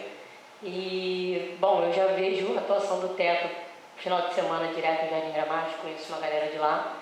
Tive o prazer de conhecer também as duas outras instituições, né, ONGs, aqui nesse trabalho. Quero parabenizar todo mundo. Por mais que sejam jovens ou não, eu espero chegar até onde você chegou, talvez na sua idade, passar disso fazendo esse trabalho. Espero que todos também tenham essa visão. E quero dizer que Jardim Gramacho, eu te falar, eu conheço um pouco do teto, pesquisei bastante, a gente acaba se interagindo e tendo que conhecer com quem a gente está atuando. A falta de saneamento, eu sou engenheira ambiental e a falta de saneamento é bizarro.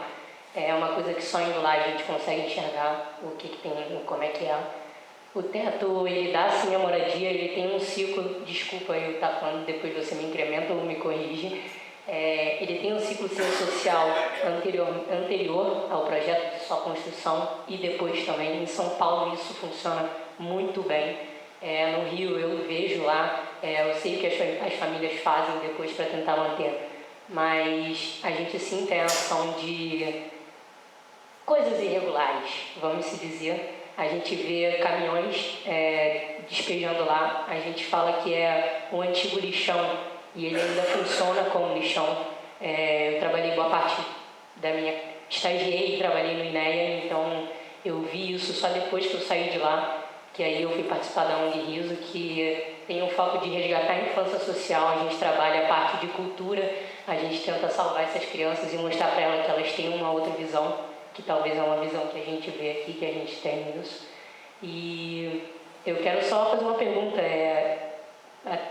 Podia até estar falando com vocês normalmente, mas para o teto, que a gente vê, pelo menos eu vejo em Jardim Gramacho, que a durabilidade da casa, eu não sei se é de 5, 10 anos, e se isso influencia, sendo um antigo lixão, tendo o solo que tem, tendo todas as condições precárias que tem muito próximo a isso.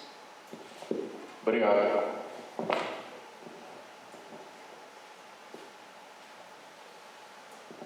Depois a gente passa aqui para as considerações finais. Pode ser? A pergunta é para soluções urbanas. Eu queria saber mais do processo do projeto e obra caminharem juntos. Saber mais detalhadamente como se fez. Não me apresentei, desculpa. Meu nome é Amanda, eu sou estudante de arquitetura e urbanismo e conheço. E é do teto. Do litro de luz também, né?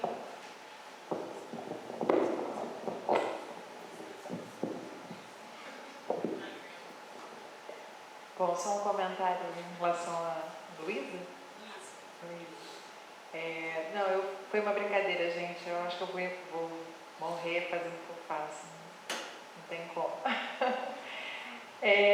Só destoou um pouquinho, né? Não tem problema. Com relação à avaliação de resultados, a gente tem uma pessoa na equipe que é responsável por esse trabalho de inovação e pesquisa, e então ela tem esse olhar permanente de avaliação de resultados e verificação se os nossos objetivos estão sendo atendidos e monitoramento, então a gente está sempre revendo processos, mas a gente também conta com o apoio de outras organizações que fazem esse trabalho. E claro que como a gente está permanentemente ali, se uma obra deu errado, o morador sabe a quem recorrer. A gente eles buscam a gente avalia a causa do que deu errado e a gente corrige, enfim. Porque é complicado mesmo você trabalhar com uma casa que já estava construída, né? Diferente de uma construção nova. Então nem sempre tudo que a gente faz dá certo 100%. Mas aí a gente procura corrigir. Agora, a gente tem também, como participação de outras organizações, algumas avaliações interessantes. A gente está num processo de conclusão agora da avaliação econômica da Fundação Itaú Social, que nos trouxe alguns resultados bem interessantes sobre a percepção da precariedade habitacional por parte das famílias. Isso é um dado bem interessante que a gente agora, inclusive, vai incorporar num instrumento que nós estamos desenvolvendo para que a gente possa ter esse tipo de informação em outros territórios. Eles perceberam que as famílias que fazem parte do projeto estão mais críticas em relação à qualidade da moradia, estão mais insatisfeitas com a sua moradia do que as famílias que não fazem parte do projeto. A gente conseguiu fazer esse tipo de avaliação porque, como a gente fez o cadastramento de toda a comunidade, então a gente conseguiu ter o grupo de trabalho e o grupo de controle, que o tipo de avaliação que eles fazem precisa disso. Então a gente tinha os dados das famílias que também não fizeram parte do projeto. Esse dado foi um dado interessante para a gente, quer dizer, é preocupante porque a gente está gerando aí uma insatisfação, então a gente tem que fazer a sensibilização e propor soluções. Não adianta a gente entrar no território, fazer só o diagnóstico, mostrar para a família que ela tem um problema na casa e ela não tem como solucionar. Então a ideia é a gente sensibilizar, mostrar o problema, mas também trazer junto uma forma de solucionar, senão gerar insatisfação também dá problemas de saúde. Outro dado muito legal que a gente tem de uma parceria que a gente tem com o Laboratório de Eficiência Energética e Conforto da UF, que avaliaram as nossas soluções de conforto térmico. A gente trabalha para conforto, a gente trabalha abertura de vãos, a promoção da ventilação cruzada e uma solução clássica, a solução clássica de telhado, elevando o pé direito, botando forro e o ático com ventilação cruzada. Além disso, ainda usamos a telha de Tetra Pak, que é termoeficiente. E o dado, agora nós estamos fazendo essa avaliação em várias casas, mas um que nós já tivemos resultado, mostrou que antes da reforma, a oscilação de temperatura interna e externa era grande. A temperatura oscilava e muitas vezes dentro da casa a temperatura era mais alta do que externamente. Depois da reforma, essa oscilação interna diminuiu muito, então as ondas no gráfico, só posso dizer dessa forma, tá, gente? A análise técnica fica para o laboratório. As ondas no gráfico tiveram uma oscilação menor. Está falhando. E em alguns momentos do dia, chegamos a uma redução de até 12 graus Celsius na temperatura. Então, para Rio de Janeiro, isso é muito bom. Não foi nenhuma tecnologia avançada, solução clássica de arquitetura, elevação de pé direito, enfim. Então, a gente faz esse monitoramento periodicamente. Agora a gente está fazendo com 60 casas e também avaliação da redução da umidade. Uma das soluções que a gente faz é a canaleta de fundo de lote, porque como é morro e não tem drenagem, então a gente percebeu que normalmente as paredes de fundo, que normalmente são as dos quartos, são as mais úmidas, tem mais presença de bolor, também que acarreta em problemas respiratórios. Muitas vezes a família não percebe esse problema, ou porque a criança está medicada, ou porque tem armários que impedem a visão dessa umidade, mas é um problema recorrente. Então a gente faz uma solução simples, que é barata, a gente consegue resolver isso num final de semana. Inclusive a gente usa muito mutirão para fazer essa solução, que é a canaleta de fundo de lote com impermeabilização de meia parede. E aí também foram feitas algumas análises para identificar se a umidade tinha realmente reduzido. Em alguns casos tivemos sucesso, outros não.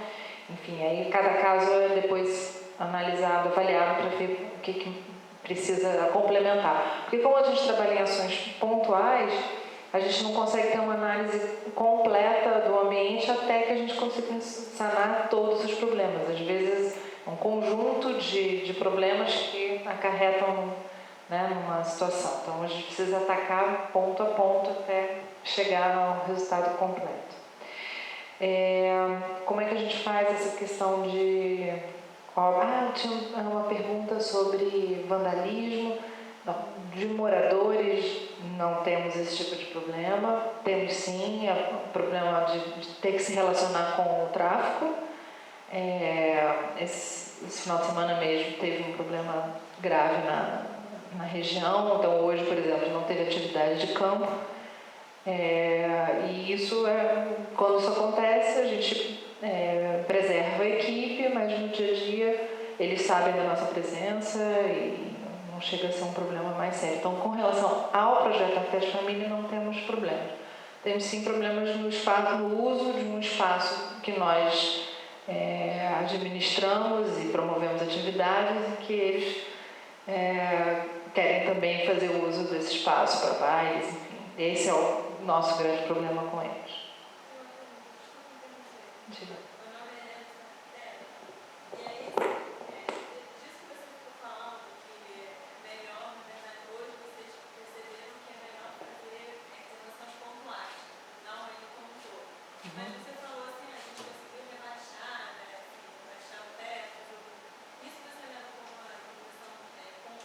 O telhado?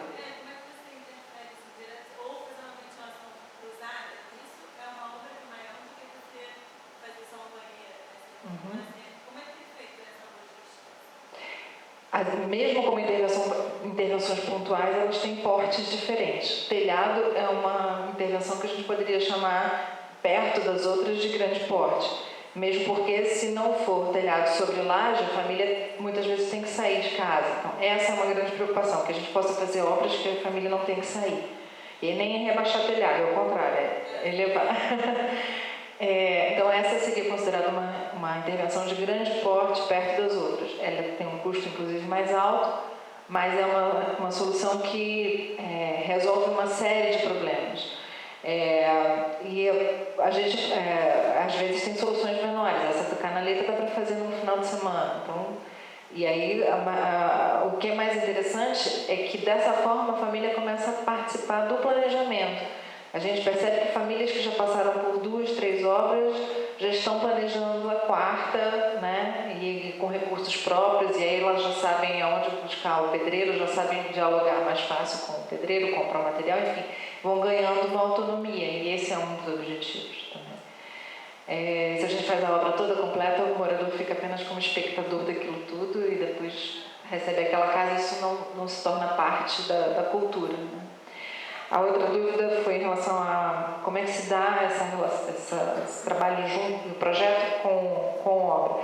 Como a gente já tem esses projetos de intervenção pontual já detalhados, né, a gente não faz um detalhe específico de acordo com a dimensão do ambiente. Então, nós temos, por exemplo, a canaleta, nós sabemos qual é o custo dela por metro. E aí depois a gente só verifica se são 3 metros, 5 metros, e aí a gente multiplica de acordo com a situação.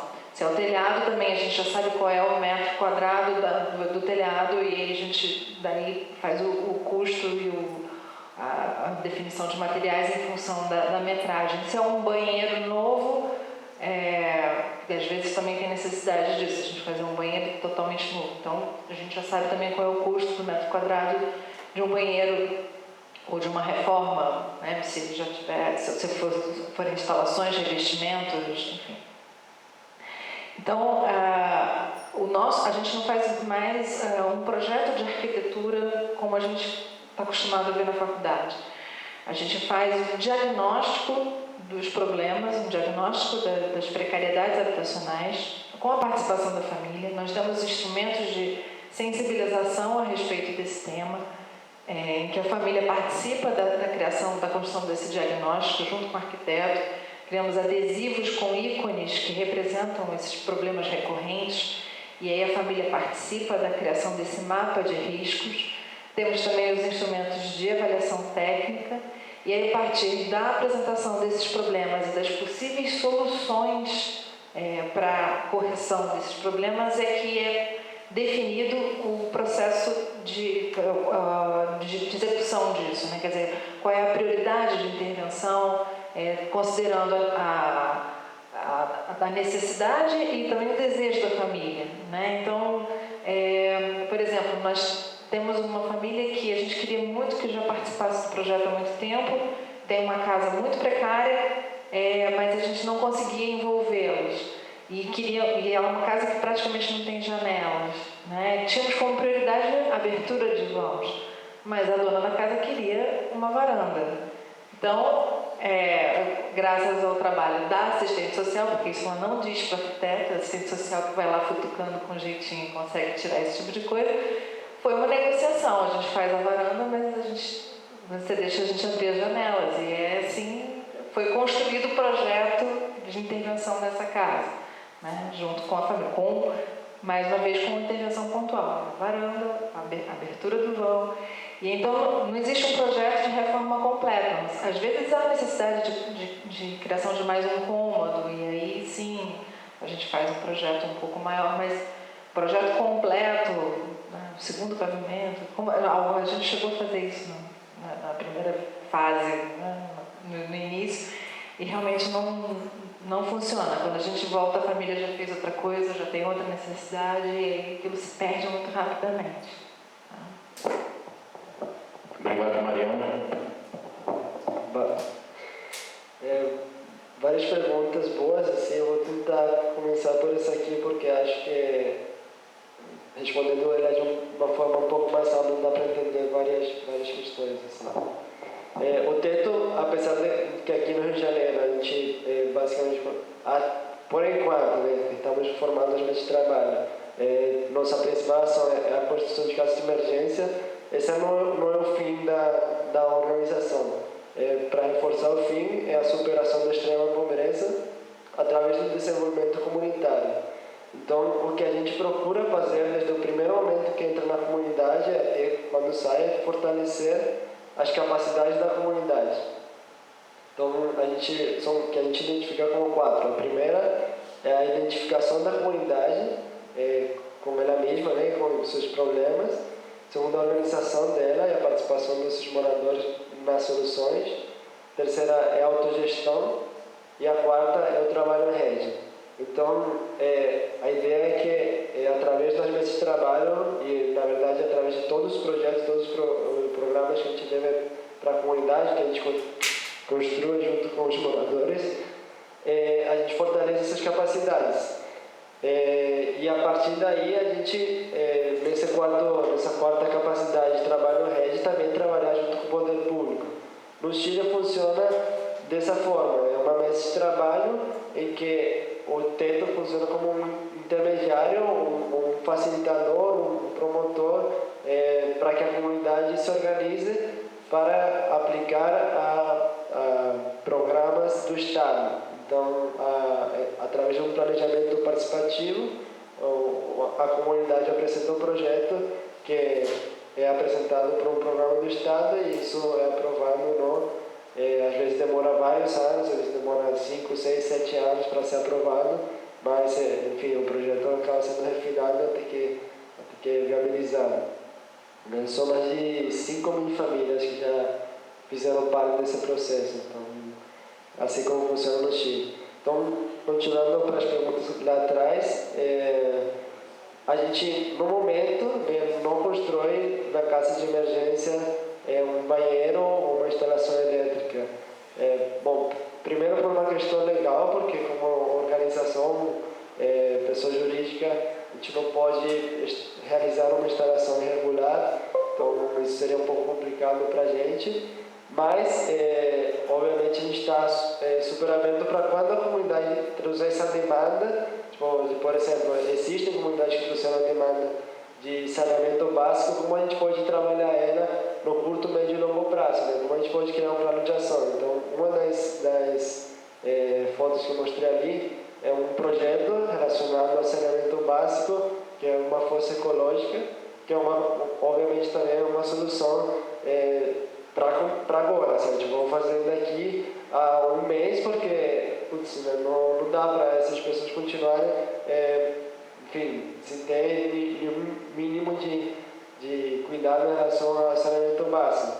Então, vamos trabalhar junto com a comunidade. A comunidade viu isso, a gente trabalhou junto com elas e comprou essa ideia e vamos junto. Na pergunta de lá do fundo, não sei se deu para responder a sua ali, mas, enfim, todos os projetos vão ser a partir da demanda comunitária. E a casa, na verdade, como eu falei, não é um fim em si, entendeu? A casa ela funciona para a gente conseguir promover essas instâncias de discussão e essas capacidades comunitárias. Não sei, ali atrás. Não sei, sinceramente, a gente não tem a resposta no momento, não realizamos nenhuma pesquisa sobre qual seria a duração da casa, especificamente no Jardim Gramacho. Eu acredito que sim, que deve dificultar um pouco a durabilidade dela, mas a gente não tem como afirmar. A durabilidade da casa é estimada entre 6 a 10 anos e depende muito, muito do cuidado dos moradores dela. Então, enfim, não tenho a resposta agora, tomara que daqui a pouco a gente tenha. E aqui, a questão da segurança. A gente não tem problema algum também com moradores ou com o tráfico em si, mas sim, a gente vive um contexto do Rio de Janeiro bem crítico de segurança, em que em todo momento isso é uma questão, enfim, por enfrentamentos entre polícia e tráfico. Então é uma questão que a gente tem tido que lidar faz um tempinho já e que a gente aos poucos tem preparado protocolos de segurança cada vez um pouco mais fortes a serem seguidos, e trabalhando também em formas de como a gente lidaria com alguma situação, porque frequentemente está trabalhando em 3, 4 comunidades ao mesmo tempo. Então é uma questão delicada. Só para dar um exemplo assim, bem rápido, a gente teria uma construção em outubro em 3 comunidades e a gente teve que cancelar uma delas por causa de uma situação de insegurança dessa comunidade. Então é uma questão que a gente está sempre atento, que a gente tem protocolos, que a gente procura as melhores formas, mas que a gente tenta ao máximo também ser super transparente com o voluntariado, com as empresas também que querem construir. Acho que é uma situação que é